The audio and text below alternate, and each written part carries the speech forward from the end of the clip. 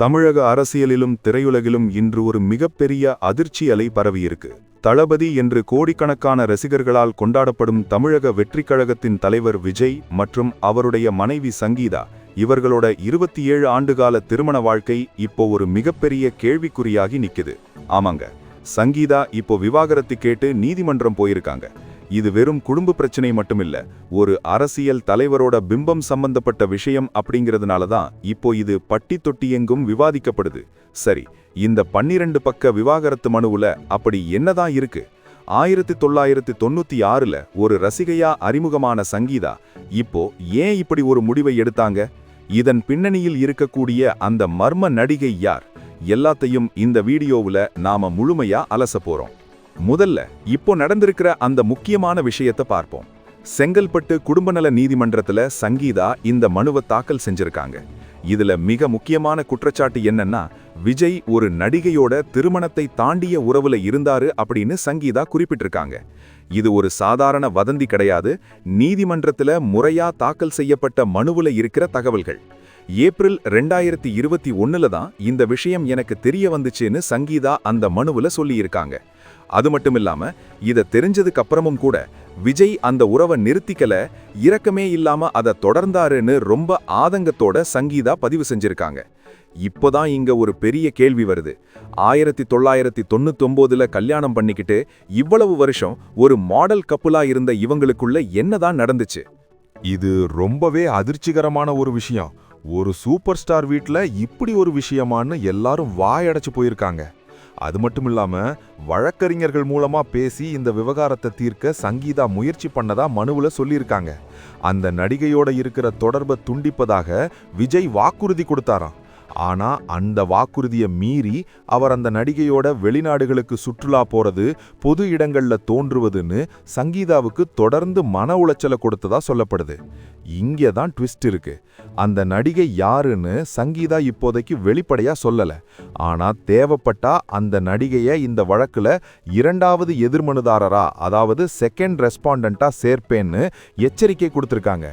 அவங்களுக்கும் விஜய்க்கும் இருக்கிற நெருக்கமான புகைப்படங்கள் மற்றும் ஆதாரங்களை நீதிமன்றத்துல சமர்ப்பிக்க தயாரா இருக்கேன்னு சங்கீதா சொன்னதுதான் இப்போ கோலிவுட்ல பெரிய விவாதமா இருக்கு.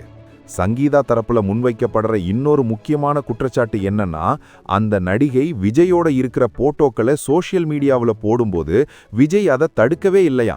இது சங்கீதாவுக்கும் அவரோட குழந்தைகளுக்கும் பொதுவெளியில பெரிய அவமானத்தை ஏற்படுத்தினதா அவங்க மனுவுல வருத்தத்தோட பதிவு செஞ்சிருக்காங்க. ஒரு பக்கம் விஜயோட மகன் ஜேசன் சஞ்சய் இப்போ இயக்குனரா அறிமுகமாக போறாரு. லைகா நிறுவனத்தோட தயாரிப்புல அவர் படம் இயக்க போறாருன்னு அதிகாரப்பூர்வ அறிவிப்பு வந்திருக்கு. இன்னொரு பக்கம் விஜயோட மகள் திவ்யா ஷாஷா அமெரிக்காவில் படிச்சுட்டு இருக்காங்க. இப்படி பிள்ளைங்க 2 பேரும் நல்ல நிலைமையில இருக்கிறப்போ ஒரு தந்தை மேல அவரோட மனைவியே இப்படி ஒரு பகிரங்கமான குற்றச்சாட்டை வச்சிருக்கிறது விஜயோட இமேஜை ரொம்பவே பாதிச்சிருக்குன்னு சொல்லலாம். பொதுவா ஒரு பிரபலம் விவாகரத்து செய்யும்போது அது அவங்க தனிப்பட்ட விஷயம்னு கடந்து போயிடலாம். ஆனா விஜய் இப்போ வெறும் நடிகர் மட்டும் கிடையாது. அவர் தமிழக வெற்றிக் கழகம் அப்படிங்கிற ஒரு அரசியல் கட்சியை தொடங்கி 2026 சட்டமன்ற தேர்தலை நோக்கி போயிட்டு இருக்காரு. ஒரு அரசியல் தலைவருக்கு குடும்ப பாசம் மற்றும் ஒழுக்கம் அப்படிங்கிறது மக்களோட வாக்கு வங்கியை தீர்மானிக்கிற ஒரு முக்கியமான காரணியா இருக்கும். அப்படி இருக்கும்போது இந்த விவாகரத்து விவகாரம் அவரோட அரசியல் எதிர்காலத்தை எப்படி பாதிக்கும்னு அரசியல் விமர்சகர்கள் விவாதிக்க ஆரம்பிச்சிட்டாங்க. குறிப்பா சங்கீதா தன்னோட மனுவுல திருமண நம்பிக்கையை மீறுவது அப்படிங்கிற வார்த்தையை பயன்படுத்தி இருக்கிறது விஜய்க்கு ஒரு பெரிய பின்னடைவா பார்க்கப்படுது. சரி, இப்போ விஜய் தரப்புல இருந்து என்ன பதில் சொல்ல போறாங்க? மார்ச் 20ஆம் தேதி இந்த வழக்கு விசாரணைக்கு வருது. அன்னைக்கு விஜய் நேர்ல ஆஜராகணும்னு நீதிமன்றம் உத்தரவு போட்டிருக்கு. ஒருவேளை விஜய் நேர்ல வரலைன்னா அவரோட வழக்கறிஞர் ஆஜராகி விளக்கம் கொடுப்பார்னு எதிர்பார்க்கப்படுது. பொதுவாகவே விஜய் எந்த ஒரு சர்ச்சையான விஷயத்துக்கும் டக்குன்னு பதில் சொல்ல மாட்டாரு. அது அவரோட பாணி. ஆனா இது சட்டப்பூர்வமான விவகாரம் அப்படிங்கிறதுனால அவர் பதில் சொல்லிதான் ஆகணும். கடந்த நவம்பர் 9ஆம் தேதி கூட இவங்க 2 பேரும் சுமூகமா பிரியலாம்னு ஒரு பேச்சுவார்த்தை நடந்திருக்கு. ஆனா அது தோல்வியில முடிஞ்சதுனால தான் சங்கீதா இப்போ நீதிமன்ற படிக்கட்டுகளை மிதிச்சிருக்காங்க. இதுல இன்னொரு விஷயம் என்னன்னா, சங்கீதா இந்த வழக்கை தனி அறையில, அதாவது இன் கேமரா ப்ரொசீடிங்ஸ்ல விசாரிக்கணும்னு கோரிக்கை வச்சிருக்காங்க. ஏன்னா இதுல வர்ற விஷயங்கள் வெளியே தெரிஞ்சா அது அவங்க குடும்பத்துக்கு இன்னும் சங்கடத்தை ஏற்படுத்தும்னு அவங்க நினைக்கிறாங்க. இப்போ நாம ஒரு முக்கியமான கோணத்தை பார்ப்போம். விஜயோட அப்பா S.A. சந்திரசேகர் மற்றும் அம்மா ஷோபாவுக்கும் விஜய்க்கும் இடையில கொஞ்ச நாளா ஒரு மனக்கசப்பு இருந்துச்சுன்னு நமக்கு தெரியும். விஜய் கட்சி ஆரம்பிச்சப்போ கூட அவரோட அப்பா அம்மா கலந்துக்கிட்டாங்க, ஆனா மனைவி சங்கீதா கலந்துக்கல. அப்போவே ஊடகங்கள்ல பல கேள்விகள் எழுப்பப்பட்டுச்சு. இப்போ இதையெல்லாம் ஒப்பிட்டு பார்க்கும்போது விஜயோட குடும்பத்துக்குள்ள ஏதோ ஒரு பெரிய புயல் அடிச்சிட்டு இருக்குங்கிறது மட்டும் உறுதியா தெரியுது. சங்கீதா லண்டன்ல ஒரு வசதியான குடும்பத்திலிருந்து வந்தவங்க. அவரோட தந்தை சொர்ணலிங்கம் ஒரு பெரிய பிசினஸ்மேன். சங்கீதாவுக்கு பொருளாதார ரீதியா எந்த கஷ்டமும் கிடையாது. அப்படி இருந்தும் விஜய் தனக்கு பொருளாதார கட்டுப்பாடுகள் விதிச்சார்னு அவங்க சொல்றதுதான் பலரையும் யோசிக்க வைக்குது. இந்த விவகாரத்துல சில ஊடகங்கள் என்ன சொல்றாங்கன்னா, விஜய் இப்போ முழு நேர அரசியலுக்கு வந்துட்டதுனால அவரோட கவனம் சிதறக்கூடாதுன்னு அவரோட நெருக்கமான நண்பர்கள் சமரசம் செய்ய முயற்சி பண்ணதா சொல்றாங்க. ஆனா சங்கீதா தரப்புல ரொம்பவே உறுதியா இருக்காங்க. ஏன்னா 2021 இருந்து கிட்டத்தட்ட 4 வருஷமா அவங்க இந்த வலியை அனுபவிச்சுட்டு இருக்கிறதா சொல்றாங்க. ஏமாற்றப்பட்டதாக உணர்ந்தேன் அப்படிங்கிற வார்த்தை அந்த மனுவுல ரொம்ப கனமானது. ஒரு பக்கம் விஜய் தளபதி 69 படத்துல நடிச்சிட்டு இருக்காரு. இதுதான் அவரோட கடைசி படம்னு சொல்லப்படுது. அரசியலுக்காக சினிமாவை விட போற ஒருத்தருக்கு தன்னோட சொந்த வாழ்க்கையில இப்படி ஒரு போராட்டம் வருதுங்கிறது காலத்தோட கோலம்னு தான் சொல்லணும். இங்கே ஒரு பின்னணியையும் நாம கவனிக்கணும். தமிழ் சினிமாவில் இதுக்கு முன்னாடியும் பல முன்னணி நடிகர்கள் விவாகரத்தை செஞ்சிருக்காங்க. சமீபத்தில் கூட ஜெயம் ரவி ஆர்த்தி விவாகரத்து மிகப்பெரிய விவாதமாச்சு. அதுக்கு முன்னாடி தனுஷ் ஐஸ்வர்யா பிரிஞ்சாங்க. ஆனா விஜயோட கேஸ் மற்றவங்களை விட வித்தியாசமானது. ஏன்னா விஜய் ஒரு மாஸ் லீடர். அவர் ஒரு கட்சிக்கு தலைவராக இருக்கும்போது அவரோட ஒவ்வொரு அசைவும் கவனிக்கப்படும். எதிர்க்கட்சிகள் இதை அரசியலாக்க வாய்ப்பு இருக்கான்னு கேட்டா கண்டிப்பா இருக்கு. ஒருத்தரால தன்னோட குடும்பத்தையே நிர்வகிக்க முடியல, அப்புறம் எப்படி நாட்டை நிர்வகிப்பாருன்னு ஒரு விமர்சனம் கிளம்புறதுக்கு அதிக வாய்ப்பு இருக்கு. ஆனா இன்னொரு தரப்புல என்ன சொல்றாங்கன்னா, இது அவரோட பர்சனல் லைஃப், இதையும் அரசியலையும் ஒப்பிடக்கூடாதுன்னு விஜயோட ஆதரவாளர்கள் வாதாடுறாங்க. இந்த சூழல்ல அந்த மர்ம நடிகை யாரு அப்படிங்கிற தேடல் சோஷியல் மீடியாவில் பயங்கரமா போயிட்டு இருக்கு. சில நடிகைகளோட பெயர்கள் அடிப்படுது, ஆனா நாம இப்போதைக்கு எந்த பெயரையும் உறுதிப்படுத்த முடியாது. சங்கீதா தரப்புல நீதிமன்றத்தில் ஆதாரங்களை சமர்ப்பிக்கும் போதுதான் அந்த உண்மை வெளிச்சத்துக்கு வரும்.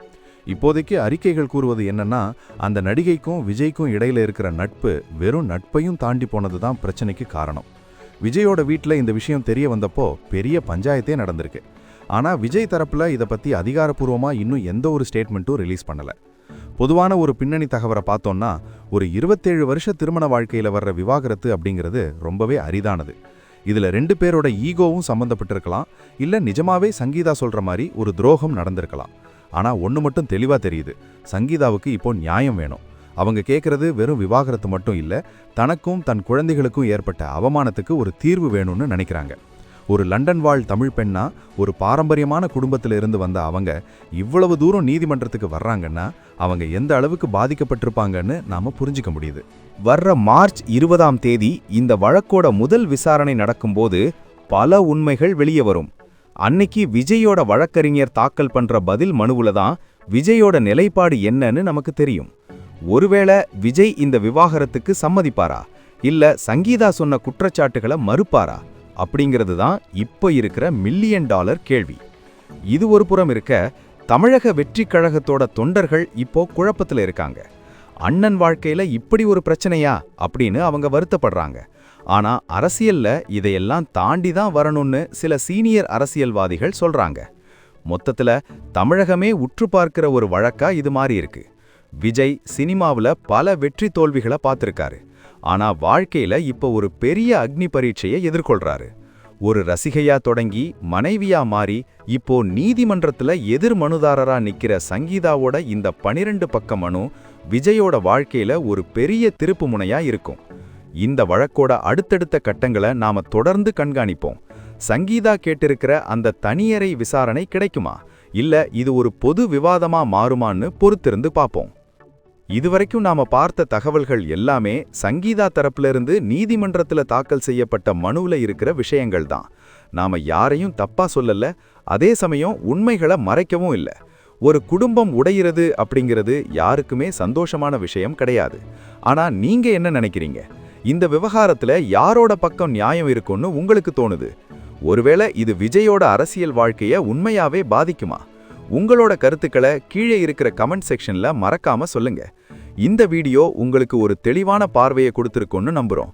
விஜயோட திருமண வாழ்க்கை, சங்கீதாவோட குற்றச்சாட்டுகள், அந்த 12 பக்க மனுவுல இருக்கிற முக்கியமான பாயிண்ட்ஸ் எல்லாத்தையும் நாம அனலைஸ் பண்ணிட்டோம்.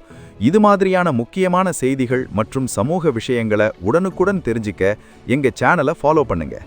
மார்ச் 20ஆம் தேதி நீதிமன்றத்துல என்ன நடக்குதுங்கிறத அடுத்த வீடியோவுல நாம விரிவாக பார்ப்போம். அதுவரைக்கும் இணைந்திருங்கள். கடைசி ஒரு விஷயம், எந்த ஒரு செய்தியையும் முழுமையா தெரிஞ்சுக்காம யாரையும் விமர்சனம் பண்ண வேண்டாம்.